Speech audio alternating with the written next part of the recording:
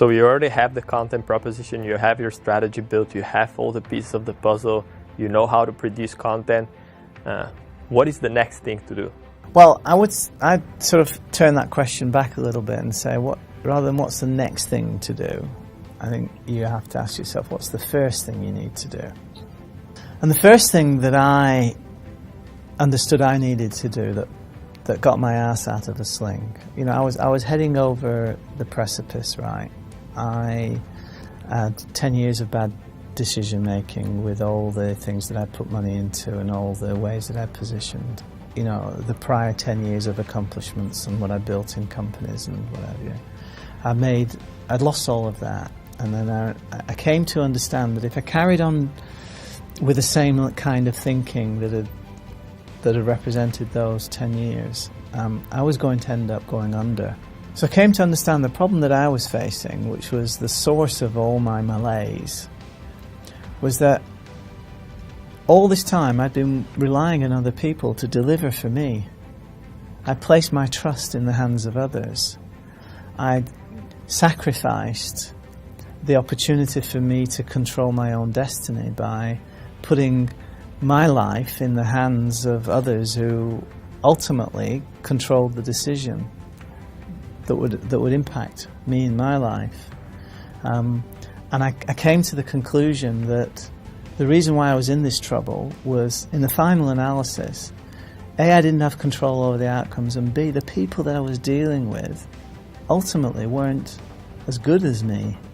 Because if they were as good as me, in terms of my own expectations of them, then they would have delivered for me. But they didn't deliver. And I take responsibility for that, because these were decisions that I made, putting myself in the hands of others. So I came to understand that the solution to my problem was to forget about everybody else. It's now down to me. I have to pick myself. This is me. It's what I do that determines whether I fail or succeed in the end. And whatever I'm going to do to get myself out of this problem has got to be down to me. So at that point, it was a case of, right, I'm not going to let anybody else get in the way of anything that I need to do to be able to deliver on my salvation. Because if I don't take responsibility for it myself, then 5 years from now I could be looking into the abyss one more time, being five years further down the road, knowing that having lost 10 years, if I lose another 5 years, and given that I was a late developer and I didn't start business until I was 33, so hang on a minute, I'm getting up to 60 and I still haven't made it yet. This is ridiculous. So I decided that I was going to pick myself and I was going to do what I was going to do to the exclusion of everybody else. Now, as it happens, Martin's my business partner. We've been together for 26 years now, I think it is. That long? Anyway, a long time.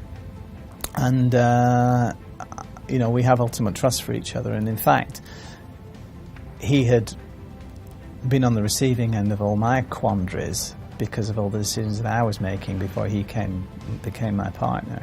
So he knew damn well that when I said that this time I was going to pick myself, it was going to be about the decisions that I make and about being responsible for the outcomes of the decisions that I'm making.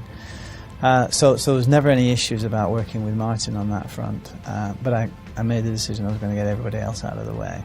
Picking yourself involves being committed to the outcome.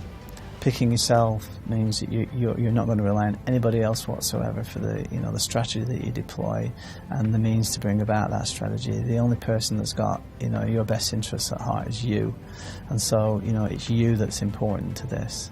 If you are reluctant to go ahead with something because you're kind of waiting for permission from somebody to do it, and what do I mean by that? Well, if I'd have waited around for CNN to recognize how smart intelligent content marketing is as a proposition, I wouldn't have made any progress whatsoever in this time, right? If I'd have waited for the local newspaper here, South China Morning Post, to for a reporter to come along and say, wow, you're really doing something interesting, tell me all about it, I'm going to help you make you famous, that wouldn't be anywhere. You've just got to get on with it, right? And even now, right, even after what has been, quite some considerable exposure, I'm only exposed in Hong Kong immigration. It's a small market, it's an interesting market financially, but it's a small market in the grand scheme of things. So there's nobody paying attention to what we're doing from an intelligent content marketing front, because we're not putting it in front of anybody other than it being presently being experienced passively by people who have an immigration problem, who are having a remarkable experience and kind of understand there's something interesting going on but don't quite fathom it, and have got no need to fathom it because they're only interested in getting their immigration problem solved. But those people who do understand what we're doing, yes, they can get it. And I've come to understand that the thing about picking yourself is, especially in the context of intelligent content marketing, is that you take all these ideas and you implement them and you start to gain traction. Those people who are going to understand what you're all about are going to stumble across it, and they're going to be intellectually enabled, and then they'll make a decision as to what it means for them. But waiting to be picked is a fruitless exercise, because no one's ever going to get intelligent content marketing until you actually deliver it to them and put it in front of them and say, this is, one possible way that, the internet is going to... So people are never going to understand what intelligent content marketing is all about until you deliver it to them, in a sense like what we're doing with this website, right? To put it right in front of them and say, this is how you might want to think about what you're doing professionally, and how you can inculcate it onto the web, and you can anticipate the prospect of a monopoly in your niche in due course.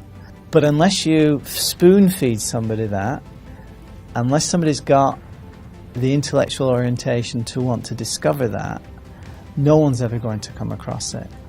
It's up to you to take what you've got using these ideas to that marketplace and then see how they settle in that market. Those that get it, you'll have relationships with. Those that don't, you won't have relationships with.